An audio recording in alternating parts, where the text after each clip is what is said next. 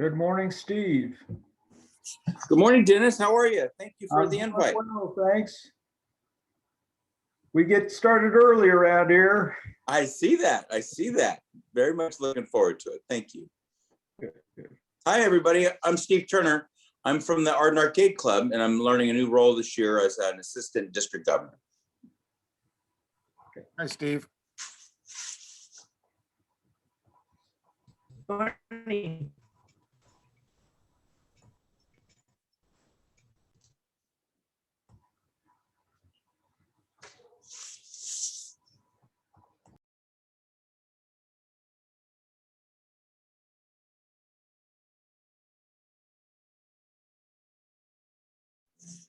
So going to Zoom meetings, where did you guys meet for breakfast? Was it out there in Orangevale? Was it the place called Annie's? Oh, no, it wasn't Annie's. It was La Placita, which is a Mexican restaurant at roughly at Greenback and Walnut. Got it. Section out there. It's a local favorite. Been there for many, many years. Great food, and they open just for us on those Friday mornings. Oh, nice deal. I like it. Well, good. Well, I look forward to a breakfast out there soon. Yeah. Let me grab my cup of coffee here and I'll be right back. Okay.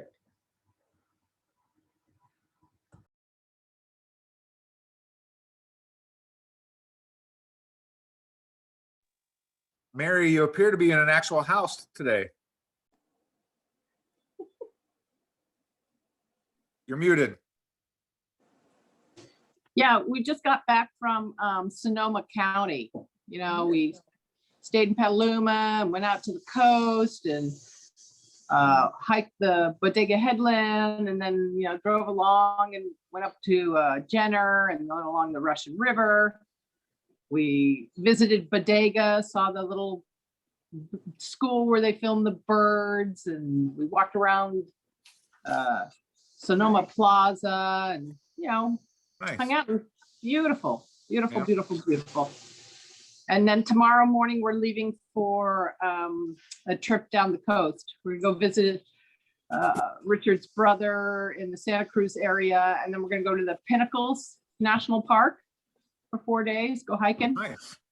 Down to, and then down to Pismo Beach, and, you know, around like that. I'm so Yesterday- glad you're enjoying retirement. Yesterday, I went to Lowe's. Oh. Loves. I picked weeds. Yes. Did you climb up the Point Reyes Lighthouse Tower?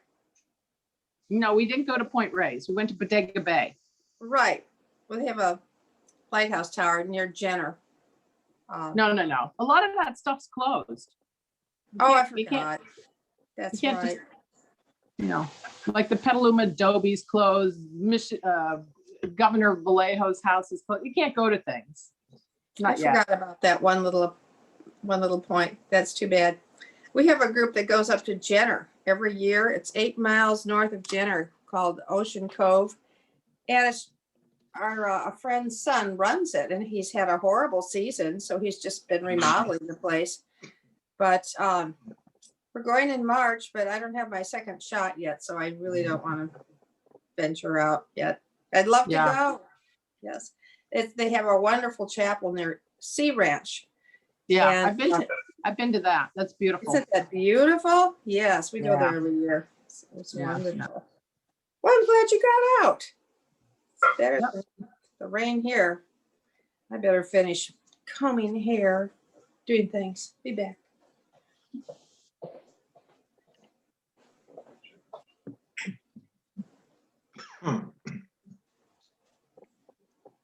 Nobody else has anything to say? Good morning. Nice to Hello, have you everybody. with us, Joe. Good to We're be very seen. Yeah, Hey, Jonathan, we need to talk sometime. Uh-oh. Yeah, Bob, I'll give you a call later today. I have it in my calendar. So thanks for the voicemail. Appreciate it. The guy that used to run the tournaments at Shady Oaks is a friend of mine. and he's agreed to sit down with us for lunch and go over how they run a tournament. Great.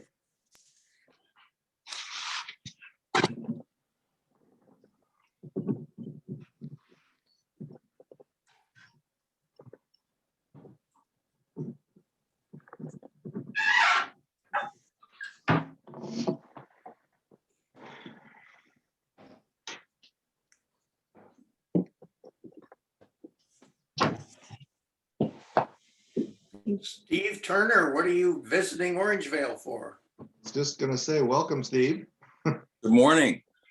I am on an invite from Dennis. I am getting to know my clubs. I'll be the new ADG for starting in That's July. right. I should know that. And I was asked again yesterday and forgot. It's all right. I like your mane, man. You really got that working there. March 4th will be 1 year and it's coming off right after that. Excellent. You know, we should make that a fundraiser of some sort. Hey. Yeah, the last haircut was just before Pets, heading to San Diego. That's the most mileage I put on my Corvette all year. It Well, you should got- be a military style haircut, don't you think? Yep, it's got going back, yeah. We could sell locks of his hair. My wife keeps threatening to put it in a ponytail, but I'm not a Willie Nelson guy. I'm more of a Marty Stewart Why a year, Joe? because I can. Oh, I just had my second shot, so at the end of this month, I'll be free to get out a little more, so. Yeah, my last haircut was over a year ago too. I grew about 3 inches. Yeah. Wow.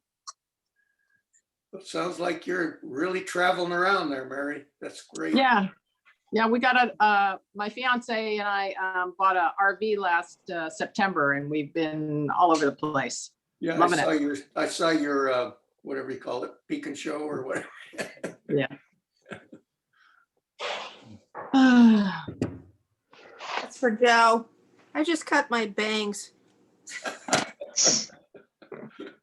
My wife does that all the time. She threatens to cut mine. I said, nope, nope, nope. Oh my gosh. Getting long. It's gonna be a Willie Nelson for us, but you shaved. No, Marty Stewart. Better than Martha. Is everybody here? No, Oh. Not yet. not quite. They're probably all cutting their hair too. Stop. Just as I saw John, made me think of it. It's okay, girl. You need some attention today, huh? Yeah. I hope you're referring to your dog, Mike. It's actually my cat. Oh, She is demanding. Bob, I'm glad I wasn't drinking coffee. It would have came right out my nose. This is the cat. Yep. Oz came out this morning screaming and hollering, pet me, pet me, pet me. No one pays any attention to me. Yeah, uh-huh. Well, there's Mr. Bunton. Good.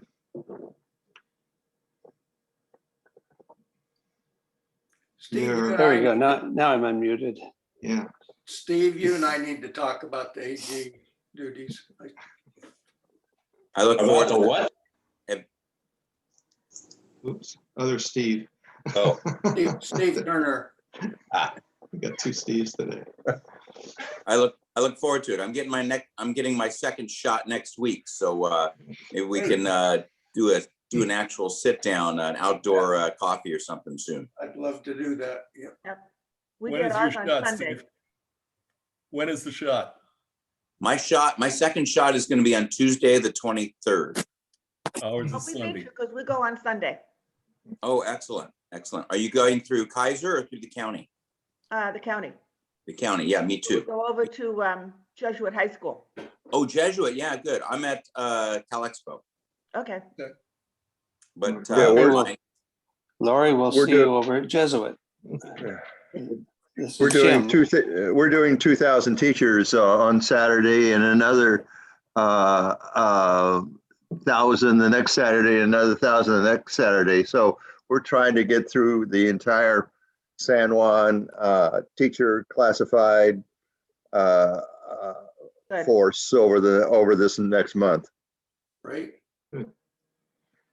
Okay, well, I think I've got a full screen, so let's go ahead and start this meeting. So watch out, Jonathan, for anybody that might be straggling along. Also around 7:30, Ami Bera should be joining us. He will be our program today. So I'm going to ring the bell quietly there. So good morning, everyone, and welcome to the Rotary Club of Orangevale, California, where we work to make the world a better place every day. We'll start with an invocation. Lori, I think it's your turn to pray. Okay. Please bow your heads. Heavenly Father, thank you for the gift of this day. Thank you for the rain that we've received. Please bless those that are suffering from COVID and cancers and all our ugly diseases out there. Bless us on our journey that we may do some good in our world, in our community, that we may start in our neighborhoods to bring kindness to others who have not received it. Thank you for Rotary. Thank you for my friends. In Jesus' name I pray. Amen. Amen. Thank you, Lori. So an introduction of guests. We have some. It's great to have some not quite as familiar faces. I'll go ahead. I guess I'll do at least the first one. That would be our very own Assistant Governor, Mr. Joe Scheimer. It's great to have you back with us again. Why don't you introduce Steve Turner, since you're his, he's your, replacement. Yes, I'm finally ending my 4-year term as Assistant Governor. Steve Turner will be taking my place from the Art and Arcade Rotary Club. And Steve, I'm sorry, I don't know your profession. I retired fire battalion chief from Sac Metro Fire. I did 30 years with Metro. I've also served concurrently with the Sheriff's Department and Cal Expo as a police officer. And I'm enjoying my time with my daughter. I've got a daughter who's turning 11 next week. And I love Rotary. I love what we get to do. Great. Great. Well, thank you. It's welcome. Again, we're happy to have you here and look forward to seeing more of you over the next year when you're watching over Dennis, who really won't need much watching over, I can assure you. Excuse me. As far as announcements go, I don't really have a lot. I thought I'd ask Mr. Russell,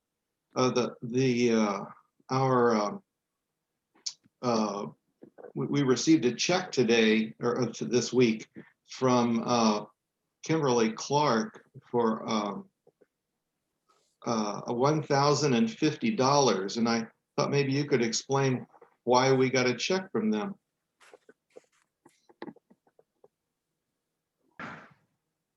We couldn't hear you.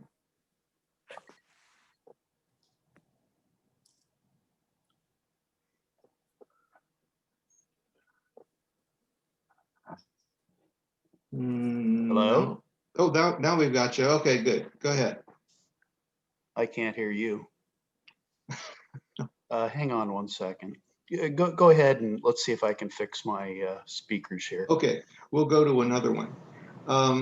Russ, you were part of our fundraising committee, and you had some news about our thoughts about doing a drive-by crab feed. Would you like to explain what you told me about that? Yeah, I got in touch with a couple of people, several people. First of all was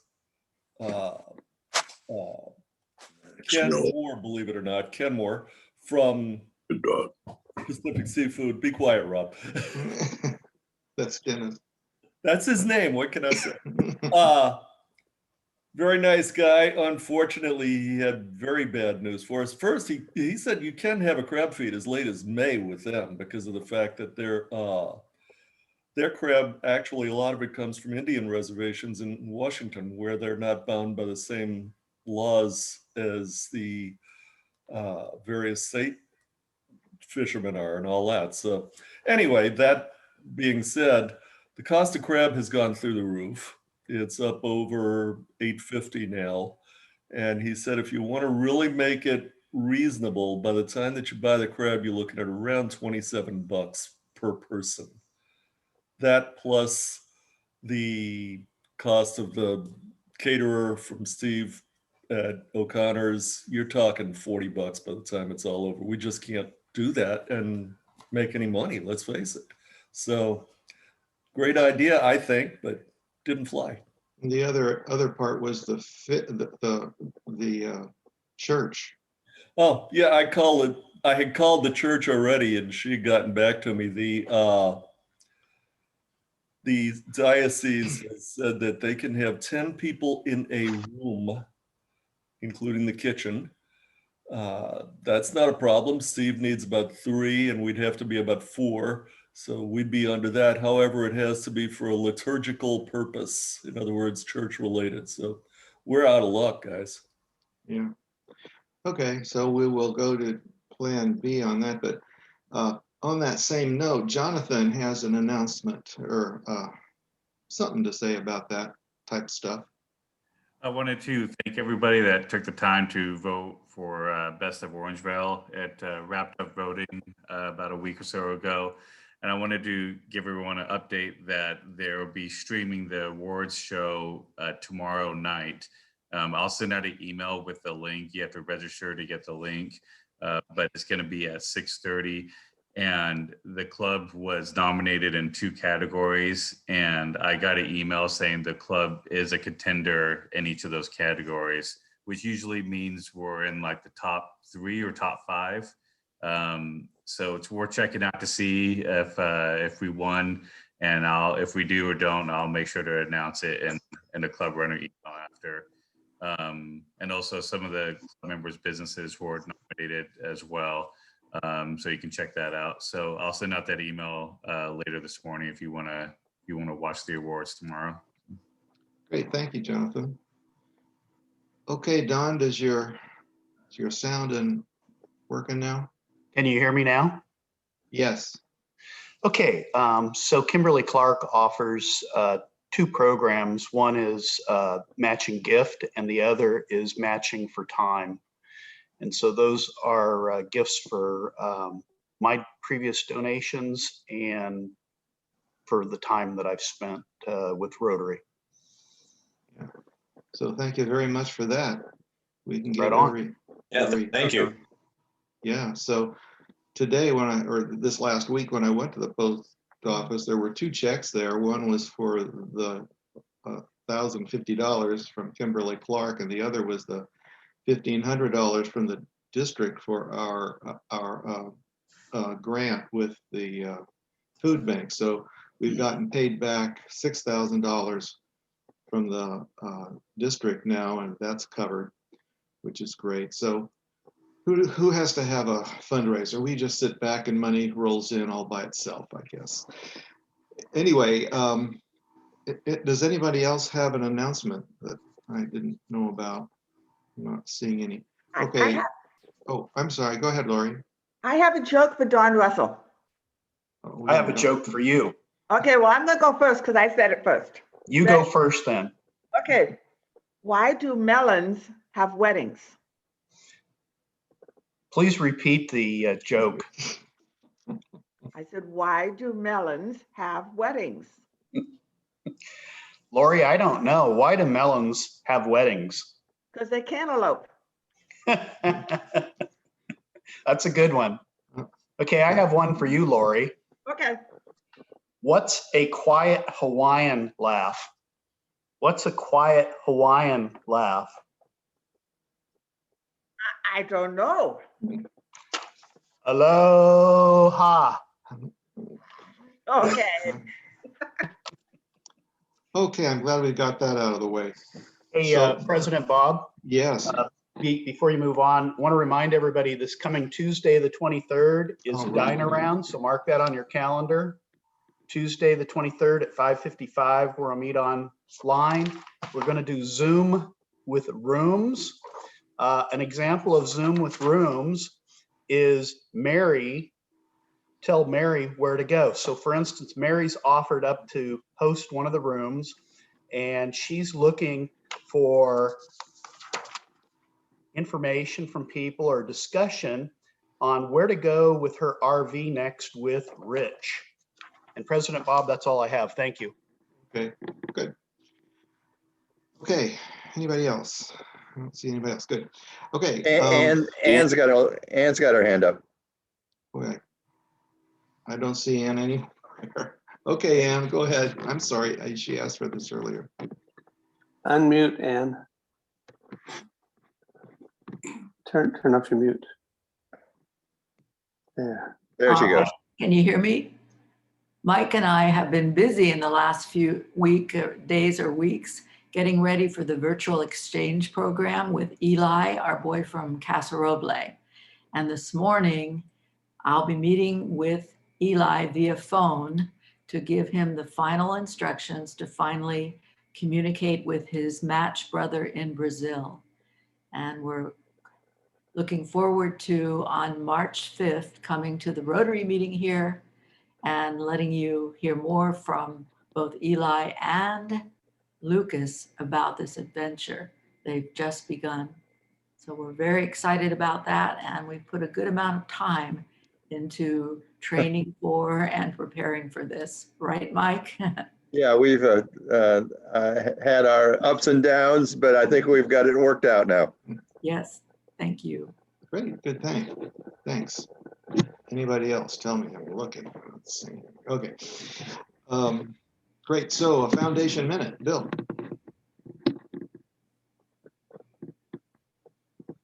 Well, I don't have much to add today other than the things I talked about last week at the meeting. We got out as a letter from the district governor on things to focus on, especially the goal for every club to be an E-Ray club, and also for as many people to use Rotary Direct to make their contributions as possible. I've talked about both of those, and if you have any questions about them, please let me know and I'll help guide you through that process. I also just wanted to put a conclusion to that football extravaganza that was going on. There is one person that hasn't made their donation to the foundation. So Little Genius or Prospector, we have a target. Okay, look out. We do have, Ann, are you ready to be a vocational speaker this morning? I am. Okay, go ahead. All right. I have a very special program to share with Orangevale Rotary one more time. The program originated by Celeste Roseberry McKibben. For the last 10 years, she and her donating friends and family have been donating books to this amazing program. Imagine, in 10 years, they have collected, they have distributed, they have gifted to needy families over 250,000 books in 10 years. And Interact Club, we're ready to add to that number, as is, I'm sure, Orangevale Rotary will join in this effort. And love, talk, read, love, talk, read. And I love the phrase inside her brochure about those 3 words. It is, love your child with time, attention, and affection. Talk with your child a lot. Read with your child every day. Even babies benefit. Now that's for an ideal world, isn't it? But what about the families in our local area and Greater Sacramento and the world that don't have a normal family life? They don't have a roof over their head. They don't have enough food on the table. What about them? This program is very much about them. Thanks to Orangevale Copy, we've created a flyer, a very bright, beautiful yellow flyer. And it gives you more background on why we're doing this virtual project. Virtual is the key. And it says here, of course, we can make a difference by supporting this program. And we're collecting new and gently used children's books, ages infant to 12 years. And we're sharing them with under-resourced areas of our community, the greater Sacramento area and beyond. Beyond, it's amazing. I opened up her brochure and I found a list of countries where those books have gone to already. It was amazing, be it Thailand, Mexico, Nepal, Zambia, you name it, the countries are listed. But I have a personal experience with Beyond, and that was to participate along with Mark McGibbon in the Flying Samaritans Medical Clinic, and to board that private plane and watch Chris Nelson, the pilot, putting all the supplies in the plane. And one of the most precious parts of that was a box of books from Love Talk Read. And then I got to see what it looked like for a child to receive this book, to open it up, to go, it's mine, I can keep it. At the clinic, the children were given a backpack. And in that backpack, beyond doubt, the most precious gift inside was a book they could call their own. That was so exciting to see it, to take pictures of those children comparing and talking about their beautiful books.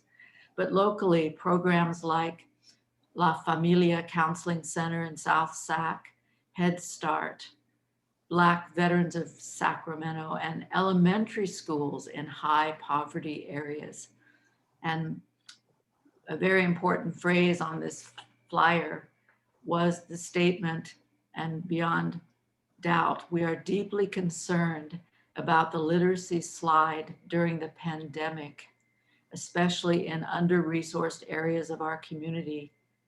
Books will be given to families to keep. Child can keep the book. And maybe that doesn't seem that important to you, how lucky we are with our grandchildren, our children, our neighbors. They have more books than they could ever need. But what about this statistic? This I couldn't help but want to share with you, that children and families in, let's see here. Gosh, where is it? Okay, I got it. Okay. An average middle-class family, the children probably have at least 13 books, statistics tell us. But an under-resourced area, you will find in a family 1 book per 300 children. There is such a need for books. And are you ready? Are you ready to go into your closet or ask your children about their children? Do you have any books that you could share and give up?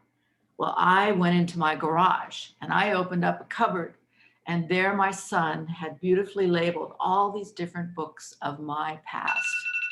And what did I find? A book that said Chris's Books. And on the top of the book, of the stack of books in that box, I found for myself a book that I can't give away, but it was one of my precious books. It's about a French cat in Paris that I shared and told the story with my students. But Mike, my gosh, as I was leaving his house one more time after planning the virtual exchange, he showed me the boxes that are waiting to be delivered already. And you ask how you could help. Well, one of the things that we're going to be reaching out to ask is for different Rotarians can go to Orangevale Copy, which is a drop-off site, or Casa Roble's front office to drop off books, or to help pick up books to deliver to Mike's garage. And I have a feeling that eventually, given all that he has in the garage, maybe we're going to have to offer a space in another garage or two to hold them until they're delivered. But I think this is one of the best projects we could ever do virtually. And it starts next Monday and goes until the end of March. And we're counting on you, as always, to be behind us, support us. And this is certainly worthwhile. Don't you agree? Thank you. Thanks. Excuse me, thanks. I'm trying to make this thing work here. Didn't want to go. Okay, so we have some time here for a prospector. So the Morrises, one or the other or both, if you'd like to take over for a minute. About taking over. Can y'all hear me? Yes. Okay, cool. Oh, good morning, Rotarians. Hopefully everybody's more awake than I am. But we'll start off. I think last time I did prospecting, I did what are our days of the week. So today I decided to go with a variant of that.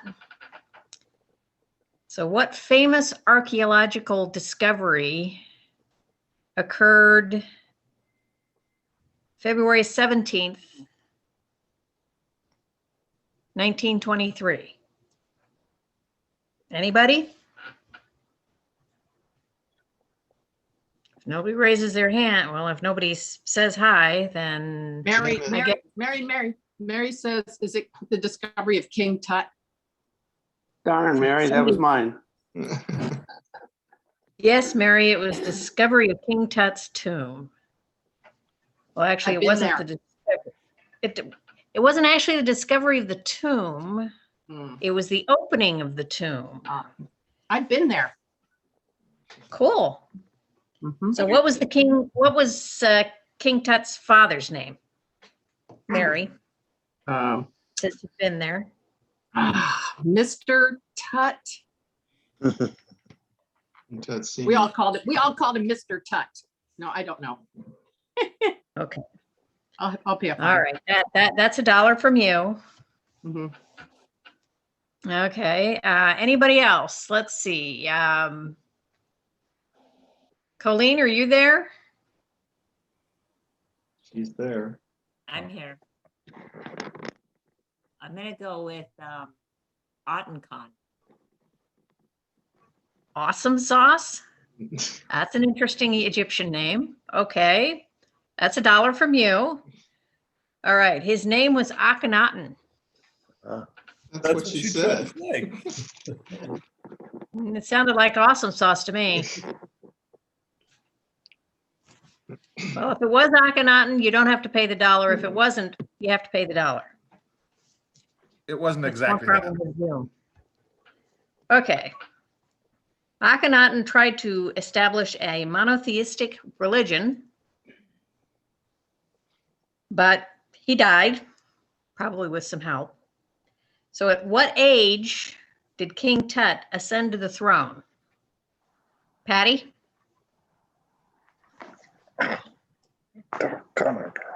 You're muted. 12 years old. No, $1 Okay. from you. Mr. McKibben, you're educated. Maybe you know. I thought it was about 14. Nope. $1 from you. Okay. How about Bert? You know?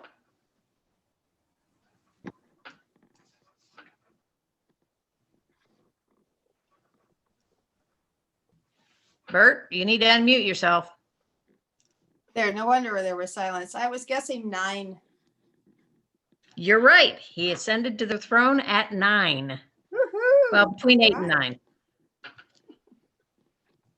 Okay, so come on, hold on. I'm gotta be with my phone here. Okay. Mr. Daniels, do you know how long he ruled? I don't know, but I'll guess 10 years. Very close, but wrong. $1 from you. How about Russ? Do you know? Mr. Reams? 12 years. No. Molly, stop. I'm being importuned by the dog as soon as I start talking.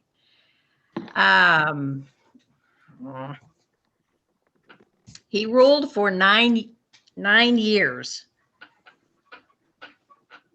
And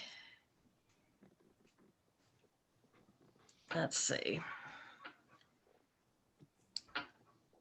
Who discovered his tomb? I'm not going to call on Mary this time. I learned my lesson. Dave Shepherd?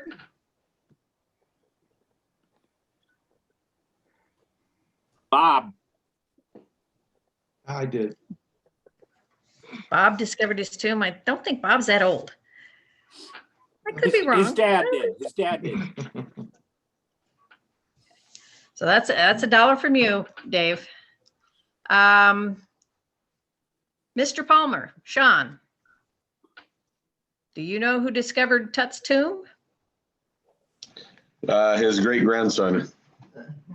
That would be a really old grandson, especially since he didn't have any kids that survived.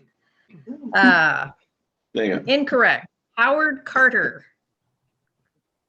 Howard Carter discovered the tomb in November of 1922. All right. What cultural phenomenon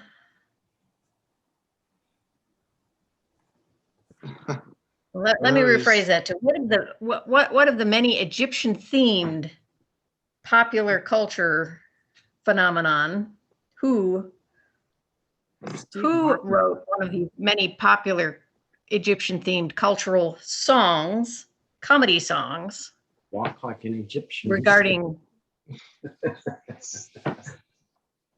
and I know it wasn't the Watusi. Steve Blair. Steve Martin on SNL. There you go. King Tut. The only reason I know There about was- King Tut. You and most people, I think. All right. Last but not least, who wrote a number or who sung a #1 song about the whole era? It's a very popular #1 song recently. Not recently, but within the rock era. Let's see. Willis, any ideas? Steve Martin. No, Steve Martin, we already got. That was $1, Don. Phyllis, you have to unmute yourself. James thinks he knows. I don't know, sorry. Okay, $1 to you. James, why don't you try? Is it the Bangles? The Bangles, Walk Like an Egyptian. Oh, good. Okay. So, who's got Happy Finds?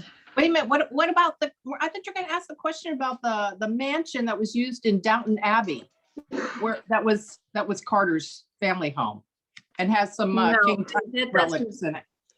That's not where I was going with it. I just Darn. wanted to get to the Bangles. Oh, That's $1 for interrupting, by the way. no worries. Okay, Happy Finds. Don't forget to unmute yourself. I got one. I'll put in $5 for watching the Perseverance landing on YouTube yesterday. It was quite amazing. That was cool. Anybody else? I will have one tomorrow. I'm sorry, next week. Because at the moment I'm without property in my name other than automobiles. But we'll change all that next week. Yeah. Mr. Wagner made a point about a person who has not paid his debt to society. We don't know who it is. You're muted, Cindy. They know who they are. They know who they are. So they can And just put in the money. If they don't put in their money, next week, Don will have their heads. Okay. Okay, thank you. Well, now we can sit here and bam, as they say, until. Russ has got his hand up. Go ahead, Russ. Oh, there he is. Oh, Ami, great. I'm sorry, Congressman. You made it.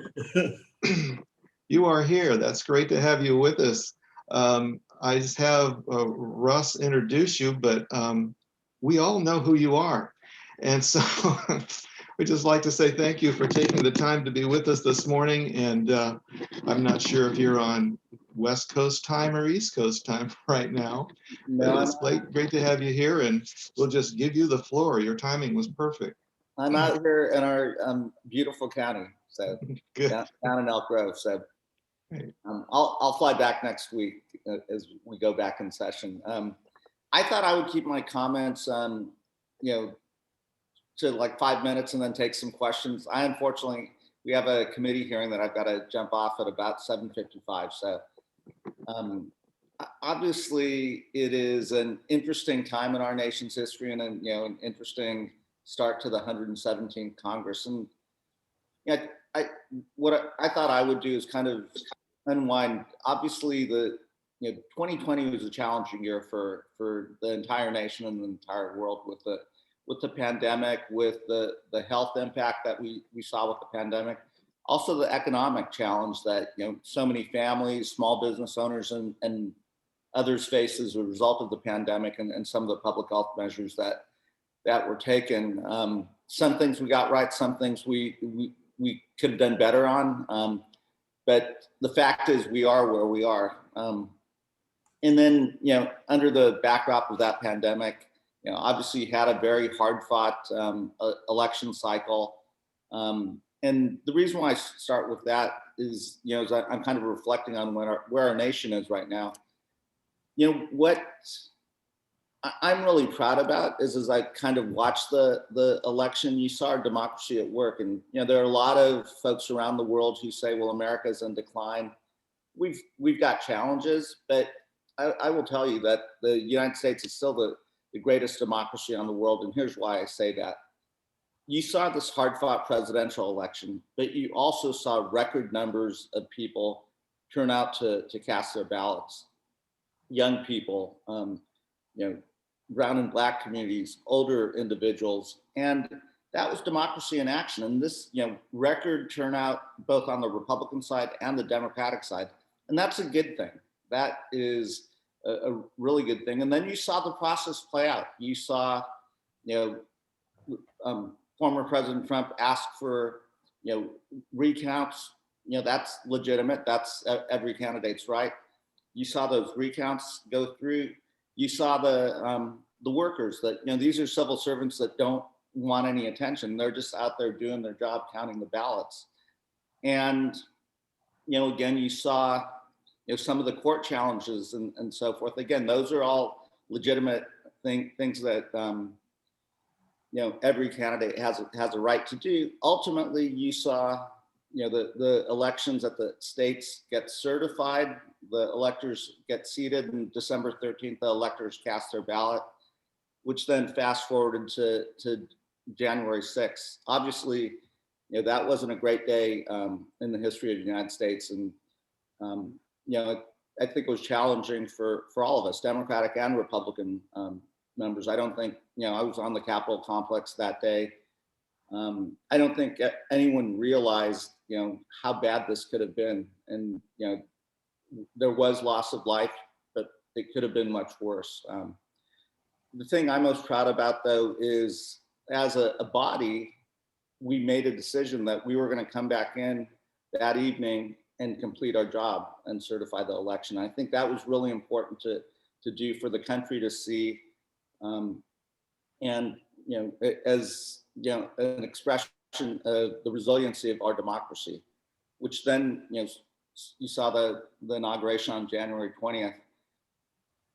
Where I'm at right now, and, when I think about how do we start to heal some of the divisions in our country, and, there are deep divisions right now. And I think political discourse, the way you have that political discourse is through heated debate. The way you have the challenge of ideas is through elections and candidacies. And I think that will play out. My optimism comes from the fact that we all have to now come together because, we have this challenge of the virus.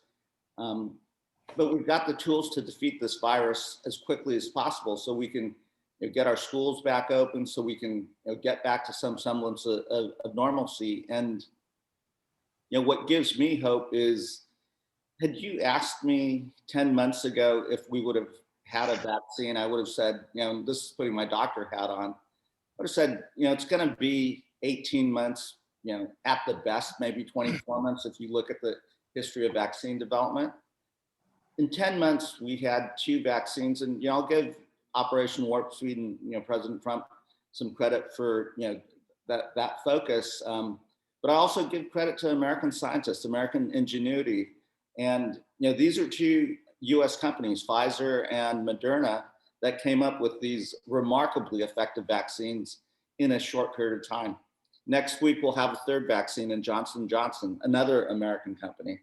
And shortly thereafter, we'll have a 4th vaccine in Novavax.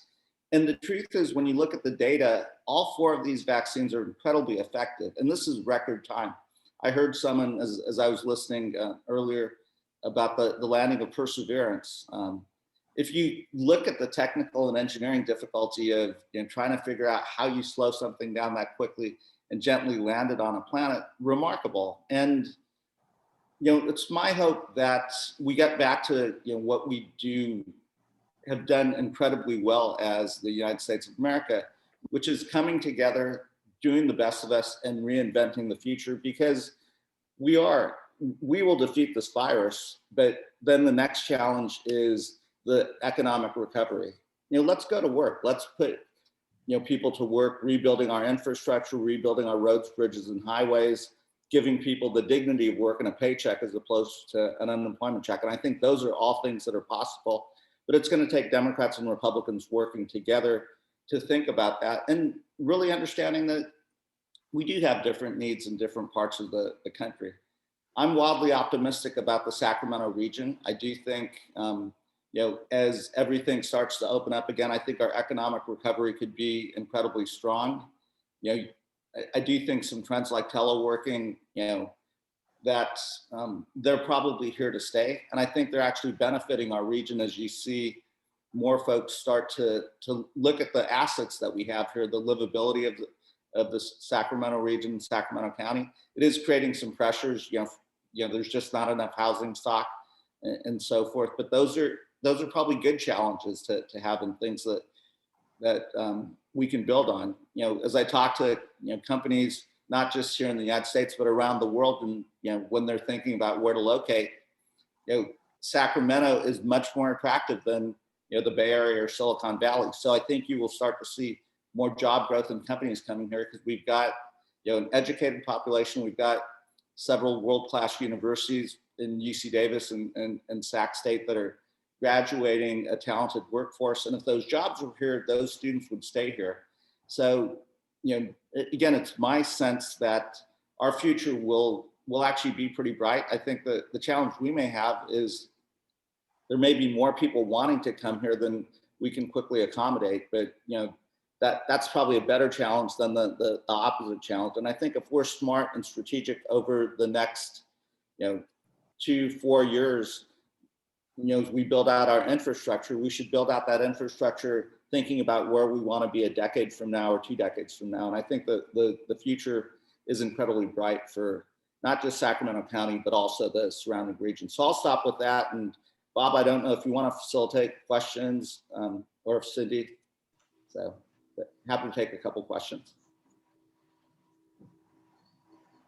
Oh, you're on mute, Bob. Okay, Russ, you get to be first. I wonder if you would address, Congressman, the demonstrations that, although people have not classified them as such, that turned into riots around the rest of the country, and why they were allowed to go on and destroy people's livelihood and their dreams of what America could be. And there was just no real enforcement. Yeah, so Russ, I assume you're talking about the protests in the summertime, and some that have continued. Yeah, I'm talking about Portland, Seattle, all over the West. We've had riots that have just burned and destroyed so many people, and the Yeah, I mean, we've had them here in our own community as well, in downtown Sacramento. Yeah. And it's heartbreaking when I'm sure many of you in the summertime, traveled through, downtown Sacramento and saw, the windows broken out and, folks. So I would answer it broadly on both sides. I think there are elements of radical protest on both sides. I haven't had a chance to talk to Mayor Steinberg, but we saw what happened a week or two ago at his house. And I don't think there's a place for peaceful protest. That is our Second Amendment rights to get out and peaceably assemble and protest and express our opinions. But I don't think there's a place for violent protest on either side. And, the folks that are participating in that violent protest, again, whether that's on the far right or the far left, ought to be prosecuted to the full extent of the law. That didn't happen. And I guess that's my question, is that so many officials just turned their face away and said, oh, it's peaceful protest, they have the right. Well, they don't have the right to destroy livelihoods. No, The peaceful people. Yeah, folks that are looting, breaking windows, et cetera, that's breaking the law. So, and like I'm not a police chief or in law enforcement, but even as I'm thinking about what happened at Mayor Steinberg's house, to me, that's breaking the law. That's not peaceful protest. Steve Blair. Yeah, Congressman, just two thoughts. Roads and infrastructure is a very narrow portion of the construction economy and therefore a very small part of the overall economy. But I would be more concerned about the state and federal governments looking to help all these businesses that had to close due to COVID, but forced closures, to help them to try to reopen. All those that lost their livelihood. It seems like that would help our communities and our local economies better than, and I get we need better roads, we need to have stuff rebuilt, certainly, but everything that's been going on, what's your thoughts about helping all those people that lost their businesses to reestablish them? I think all of them. It's not just roads, bridges, broadband. It's also, some of the programs that we designed, they weren't perfect in terms of the Paycheck Protection Program to try to keep these small businesses open. I don't think anyone expected that things would be opening, closing the way they have over this past year. So I do think we'll have to figure out how to get some of those businesses that have had to close down, what are those mechanisms by which to get those folks back on the feet? Because again, the big corporations, they're going to survive and they have the ability to generate capital and so forth. But it's the small folks that are living, on a month by month basis who've really seen their cash flow stop that, are going to struggle to reopen. So I think we are going to have to think about the ways through, whether it's the Small Business Administration, whether it's forgivable loans and things like that to help them get back on their feet, because they do employ a large percentage of the country. So. Okay, thank you. Mike, did you have something? Yeah, Councilman Barrow, I wanted to ask a little bit about the latest COVID package and the things that are included in it. One of the things that, from a school district point of view, that we're most worried about is, and as I mentioned earlier, we're going to be vaccinating 4,000 teachers and classified employees over the next 3 weeks. But one of the things that is in some of the guidance has to do with tracing and testing and that sort of thing after we get started next month. And those tests are pretty expensive, and we're worried about where the money is going to come from. Is there any help that you see in the new packages to help us with the tracing and testing? Very much so. I think that's going to be a big component of the package. Certainly, talking to President Biden's COVID-19 team and Jeff Zients and others, that is a huge component. We want to get the schools open as quickly as possible and as safe a way as possible, both for the students, staff, and faculty. And a major component of that certainly getting the vaccines and shots into arms is important, but then also the ongoing surveillance and testing. And I do think that those tests, you know, the funding for those tests and availability for those tests, I think will be in this package. Thank you. Okay, Patty.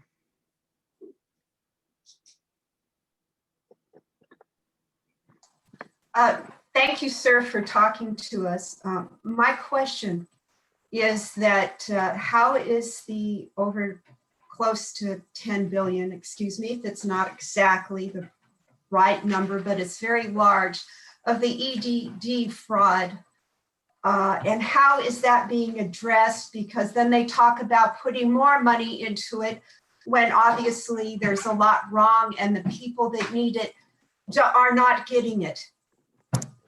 Yeah, so obviously that's a state issue, and we met with the interim EDD director, we being the California delegation, to express our frustration. I think that's the number one thing that my office gets called about. So there are folks that actually qualify for EDD, but they're not able to actually get their either their unemployment checks, or they get it one month and then they don't get it the next, or they get these bank cards from Bank of America and they're not able to actually access the money. So there's a, you know, it is rife with real challenges.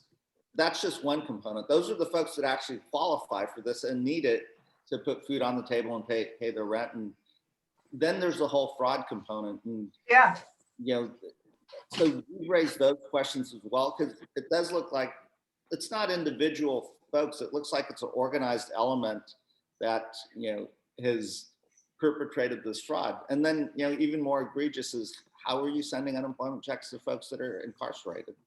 So there's a ton of, there's a ton of questions that we've been asking. Obviously, it's a state-run program, not a federal program, but it's one that, you know, you're not talking about a couple $1 million, you're talking about billions of dollars. So we do want to find out exactly what happened and why this broke down. And, you know, if it was an organized element, we have to go after those folks as well and try to recover as much as we can and prosecute them. Okay, Jim, Mr. Bunton. Thank you. Congressman, in light of the issues in Texas at the moment, and now that climate change is back in our vocabulary, is there any appetite in the administration to try to integrate the power grids and see if we can damp out some of these wild swings? You know, there is. So, you know, we passed a bill on, you know, grid security and modernizing of the grid, because we also are worried about how susceptible our grid is to cyber attacks and the like. And we know there are clearly bad actors, and I don't want to go into great detail, but our grid is very vulnerable, not just to naturally occurring events, but obviously to you know, intentional attacks by bad actors.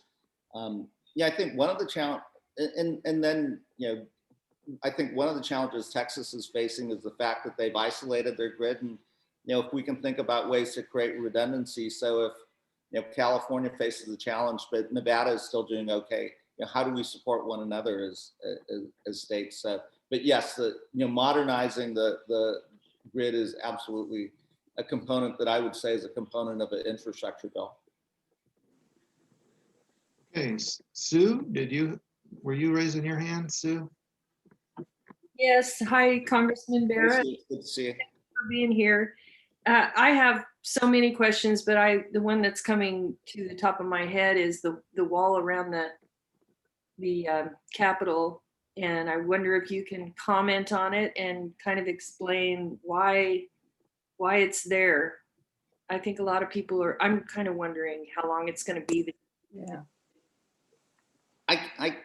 So I can't answer the question of how long it's going to be there, because I think there's a full review going on, you know, what were the security lapses that happened, who knew what, when, and, you know, like, it wasn't lost on any of us that there was going to be a large rally and a large protest. You know, most of my staff was teleworking, and, you know, essentially on that day, it's like, no one needs to come in today because, you know, there's going to be a large protest here. I think what I worry about long-term is what I love about my job in the House of Representatives is we are the people's house. So, you know, we have visitors from our district come through all the time, and they stop in, you know, my office. They get a chance to meet their member of Congress. My staff gets to take them on a tour of the Capitol. You know, historically, I've walked to work when I'm in Washington, D.C., and you see people from all over the world right there in front of the Capitol taking their pictures, their selfies, and I don't want to lose that. And you know, so that's my biggest concern, because again, the benefit that I have as a member of Congress, as a representative, is the proximity to the people that I work for, our constituents. And I think if we lose that, we lose something that's core to the House of Representatives. So I can't answer the exact timing question. I do think security procedures will change, but what I hope doesn't change is that proximity and that ability for Americans to go visit their state capital and go visit or their U.S. Capitol, and you know, be able to visit their members of Congress and their members of the Senate. And I think if we lose that, we really do lose something fundamental of who we are. Like, I don't like the fact that, you know, you have these big barricades up and so forth. So the hope is that that all comes down at some point once I think there's a clear assessment of, you know, what happened on January 6th, where the security breakdowns, and what are some reasonable measures that we can do to both maintain openness to the American public and actually the world. Because again, I think the world looks at the Capitol as a symbol of democracy. Bob, I'm probably going to have to drop off and get to a committee hearing. So. Sure. I just realized that Philip Norton popped up there, and I'm assuming he works with you. He does. So. Okay. Well, we thank you very much for being with us this morning. We appreciate it. We're all applauding. Absolutely. And keep up the good work back there, and we'll talk to you again in, you know, 6 or 8 months or sometime. Everyone be safe. Thank you. Thank you. Great.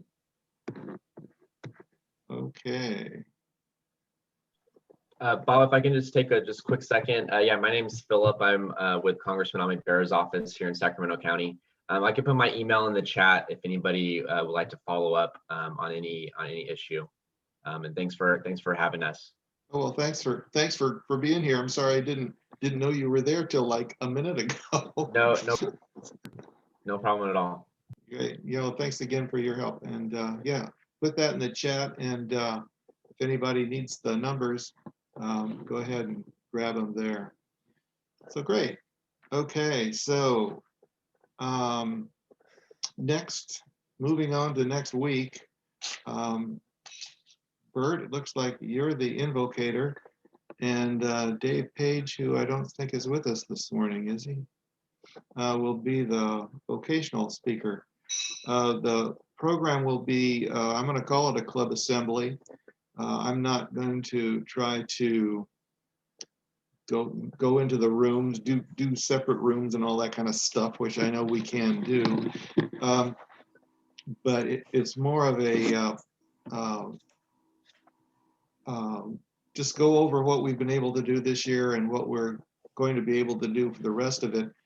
Also, maybe have each of the avenues of service give us a little update on where they are and where we're going. Also, by then we may be able to talk about or have a vote on updating the bylaws.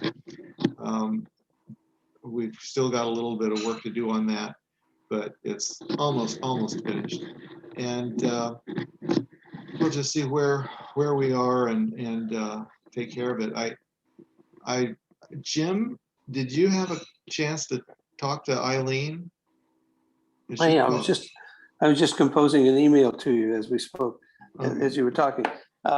Eileen, I spoke to Eileen, and she said she's unsure what she can do at this point, but she should know in the next couple of weeks how many people she can take inside and outside combined. But it's apparently at this point still officially they need separation.